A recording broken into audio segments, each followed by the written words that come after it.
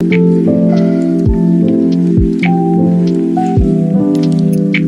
वालेकुम friends, I am doctor Nazia and welcome back to my channel. तो देखिए, आज बात करेंगे हाई यूरिक एसिड लेवल्स की। यानी यूरिक एसिड की कंप्लेन काफ़ी ज़्यादा कॉमन कंप्लेन है और बहुत सारे लोग यूरिक एसिड से सफ़र करते हैं, यानी हाई हाई लेवल्स से।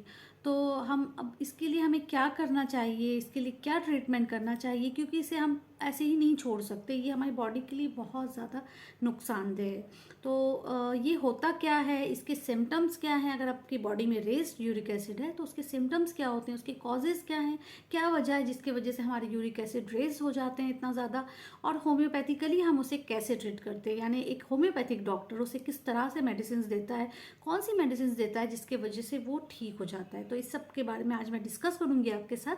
तो आप में से जो लोग भी यूरिक एसिड सफ़रर है या आपकी फैमिली में कोई है तो ये वीडियो को ज़रूर फुल वॉच करिएगा, और ऐसे भी आप लोग करिएगा ताकि आप लोग इस चीज़ से बच सकें, आगे आप उसका ध्यान दे सकें अपने डाइट में। तो ये सारे पॉइंट्स मैं आपको बताऊंगी इंशाल्लाह।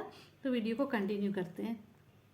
तो सबसे पहले मैं आपको ये बताती हूँ कि यूरिक एसिड जो होता है वो होता क्या है। एक्चुअली यूरिक एसिड ना, जैसे हमारी बॉडी में जब ब्लड फिल्टर होता है तो बहुत सारे वेस्ट प्रोडक्ट्स निकलते हैं, आपको पता होगा, ब्लड से, जो कि हमारी बॉडी से क्लियर होना बहुत ज़रूरी है, एक्सक्रीट होना बहुत ज़रूरी है। तो थ्रू यूरिन निकलता है, सारे प्रोडक्ट्स को निकाला जाता है बॉडी से बाहर। तो ये वेस्ट प्रोडक्ट्स जो होते हैं इनमें से ही एक होता है यूरिक एसिड। अब यूरिक एसिड का नॉर्मल लेवल बॉडी में रहना तो हमारे लिए ठीक है, कोई बात नहीं, नॉर्मल फाइनोमेना है। लेकिन अगर आपका यूरिक एसिड बॉडी में रेज रहने लग रहा है, उसका ब्लड लेवल रेज्ड है, तो ये आपके लिए बहुत ज़्यादा नुकसान करता है। क्यों करता है नुकसान? इसलिए क्योंकि वो प्यूरिन फॉर्म करने लगता है बॉडी के अंदर। जब प्यूरिन फॉर्मेशन हो जाता है ना, तो ये यूरिक एसिड हाई होके बहुत ज़्यादा डिपॉजिट फॉर्मेशन करता है आपके बॉडी में, आपके जॉइंट्स में, आपकी इवन किडनीज में। तो ये कितना ज़्यादा नुकसानदेह आप सोच सकते हैं। तो इसे कंट्रोल में रखना बहुत ज़्यादा इम्पॉर्टेंट है और बहुत इजी है। इसको थोड़ा सा आपको डाइटिक मैनेजमेंट करना है, मैं टिप्स आपको बताऊंगी ताकि आपके यूरिक एसिड लेवल्स बिल्कुल कंट्रोल में रहें। तो ठीक है, यही देखते हैं आज की, इसी के बारे में आज मैं बात करूंगी। तो सबसे पहले मैं आपको ये बताती हूँ कि यूरिक एसिड जब हाई रहता है तो क्या होता है और उसे क्या कहते हैं। तो हाई यूरिक एसिड लेवल्स को कहते हैं हाइपर यूरिसेमिया। हाइपर यूरिसेमिया जो होता है, ब्लड लेवल में हाई यूरिक एसिड को कहते हैं, जो फॉर्मेशन करता है crystals of uric acid. Crystals बन जाते हैं यूरिक एसिड के और वो डिपॉजिट हो जाते हैं हमारे जॉइंट्स में, हमारे बॉडी में और हमारी हड्डियों में। तो वो क्या करता है, इन्फ्लेमेशन, गाउट, आपको पता होगा, जो स्पेशली ग्रेट टो में आप देखते होंगे, पैर के जो अंगूठा होता है बड़ा वाला, वो काफ़ी लोगों का ये होता है कि काफ़ी सोलन होता है, बहुत स्वेलिंग, पेन बहुत ज़्यादा होता है, रेडनेस होता है, बिल्कुल गर्म वार्म हो जाता है, इतनी ज़्यादा उसमें तकलीफ हो जाती है। तो इस तरह से और भी जॉइंट्स है उसमें इन्फ्लेमेशन, स्वेलिंग हो जाती है। तो ये वही होता है कि यूरिक एसिड डिपॉजिट हो जाता है। आप समझ सकते हैं कि कितना ज़्यादा तकलीफ दे होता है। नेक्स्ट आता है कि यूरिक एसिड डिपॉजिट जो होता है वो किडनीज में भी हो सकता है। अब किडनी में तो कितना ज़्यादा खतरनाक, किडनी स्टोन फॉर्मेशन करता है सबसे पहला, और बहुत तकलीफदेह चीज़ ये भी होती है। और किडनी फॉर्मेशन तो करता ही करता है, लेकिन आगे चल के वो और ख़तरनाक डिजीजेस भी कॉज कर सकता है। तो अगर ट्रीट नहीं कर रहे हैं हम अपने यूरिक एसिड लेवल को, अगर रेज रह रहा है कंटिन्यूसली, तो वो हमारी बॉडी में बहुत ज़्यादा ही नुकसानदेह, बहुत ज़्यादा डैमेज कॉज करता है, स्पेशली हार्ट में, किडनीज में, आपकी बॉडी जॉइंट्स में, आपके टिश्यूज़ में, हर जगह वो बहुत ज़्यादा नुकसान करता है। तो उसको लेवल में लाना कितना ज़्यादा इंपॉर्टेंट है, आप ये चीज़ समझ सकते हैं। तो अब ये देखते हैं कि ये यूरिक एसिड जो रेज्ड होता है, मतलब यूरिक एसिड कौन सी फूड में, किन चीज़ों में होता है जो हम खाने की वजह से हमारा यूरिक एसिड हाई हो जाता है। तो ये सारी चीज़ें जो डाइट में आती है, जो अगर हमने ज़्यादा खाया तो यूरिक एसिड हमारा बढ़ सकता है। उसमें आता है सी फूड, फिश आती है, शेल फिश आती है, उसमें लिवर है, और इसमें है अल्कोहल इनटेक, यानी बेवरेजेस जो हम लोग लेते हैं, इवन सॉफ्ट ड्रिंक्स जो हम लोग पीते हैं, उसमें भी बहुत ज़्यादा वो नुकसान करता है, यूरिक एसिड को हमारे रेज कर सकता है। तो ये सारी चीज़ें हैं। फिर नेक्स्ट ये भी है कि ड्राइड बीन्स एंड पीज, ये सारी चीज़ों से भी यूरिक एसिड आपका बढ़ता है।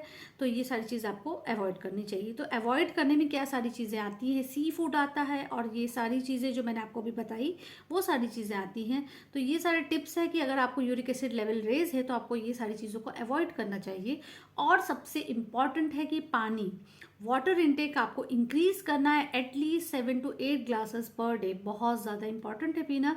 इससे क्या होगा कि आप जी, तो देखिए पानी जो होता है ना, पानी सबसे पहली बात कि पानी तो आपके ज़्यादा पीना चाहिए क्योंकि वो आपके बिल्कुल क्लियर करता है। जैसे यूरिक एसिड जो डिपॉज़िट हो रहा है ना, उसको क्लियर करेगा, साथ में आपके किडनी फंक्शंस को भी नॉर्मल करेगा और साथ में अगर आपके अंदर कोई और टॉक्सिन्स भी अवेलेबल हो चुके हैं बॉडी के अंदर, आ चुके हैं, तो उनको भी रिमूव करेगा। तो बहुत ज़्यादा पानी काम करता है। तो पानी तो आपको बिल्कुल इंक्रीज़ करना है intake, 7 to 8 glasses per day at least.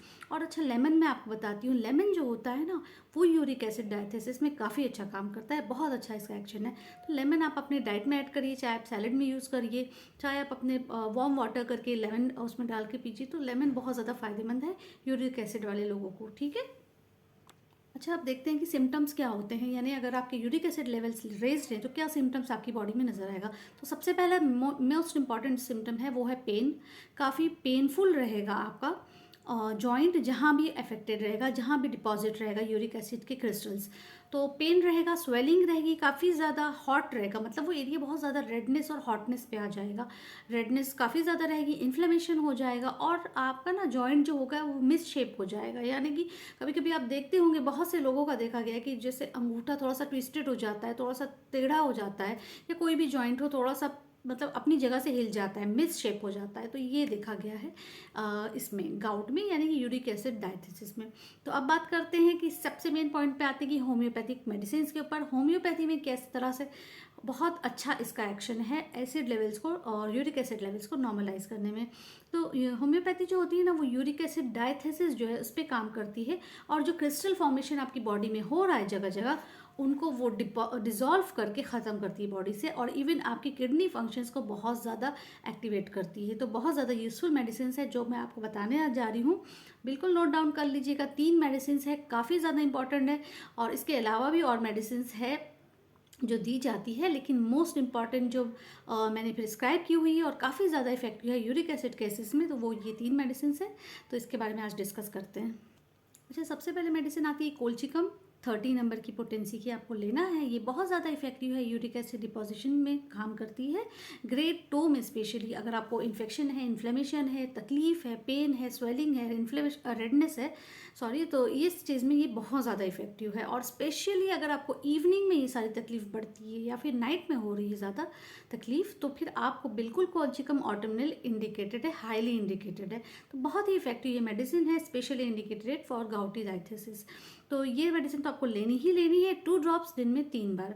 इसके साथ आपको लेनी है एसिड यूरिकम। एसिड यूरिकम जो है ये भी बहुत ज़्यादा इफेक्टिव है यूरिक एसिड लेवल को कंट्रोल करने में, आपके किडनी के फंक्शंस को नॉर्मलाइज करने में बहुत ज़्यादा इफेक्टिव है एसिड यूरिकम। तो इसको भी आपको 2 ड्रॉप्स लेना है दिन में 3 बार।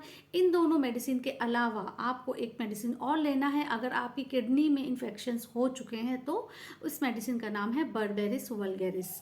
बर्बेरिस वल्गेरिस आपको मदर टिंचर में लेना है। 15 ड्रॉप्स आपको लेना है 1/4 कप वाटर में, दिन में 2 बार, सुबह शाम। तो ये दो मेडिसिन जब आप बर्बेरिस वल्गेरिस ले रहे हैं ना, तो वो किडनी पे बहुत ज़्यादा आपका अच्छा एक्शन करेगी, यानी किडनी के फंक्शंस को अच्छा करेगी, आपकी किडनी के टॉक्सिन्स को रिमूव करने में हेल्प करेगी। और साथ में अगर एक्जिमा वाले भी कंडीशन है, सॉरी, एक्जिमा वाली कंडीशन आपको एसिड यूरिकम में देखी जाती है। अगर एक्जिमा के साथ गाउट है तो एसिड यूरिकम में इंडिकेटेड है, और साथ में फिर ये मेडिसिन। तो ये तीनों मेडिसिन है, बहुत ही बेस्ट एक्टिंग मेडिसिन है यूरिक एसिड लेवल को। और अगर आप में से किसी को भी ये चीज़ है तो आप ये मेडिसिन ज़रूर ट्राई करके देखिएगा। तो ये मैंने कहा कि आपके साथ डिस्कस करूं, बहुत सारे केसेस आते हैं यूरिक एसिड के, बहुत ज़्यादा कॉमन कंप्लेन है। तो अगर वीडियो पसंद आई होगी और समझ में आ गई होगी तो लाइक ज़रूर कर दीजिएगा, शेयर कर दीजिएगा अपने फ्रेंड्स, फैमिली और रिलेटिव्स में, और मेरे चैनल को सब्सक्राइब कर दीजिएगा अगर अब तक नहीं किया है, और बेल आइकन को ज़रूर प्रेस कर दीजिएगा। तो फिर मिलते हैं इंशाल्लाह नेक्स्ट वीडियो में जल्द ही। Take care, go for homoeopathy. अल्लाह हाफिज़।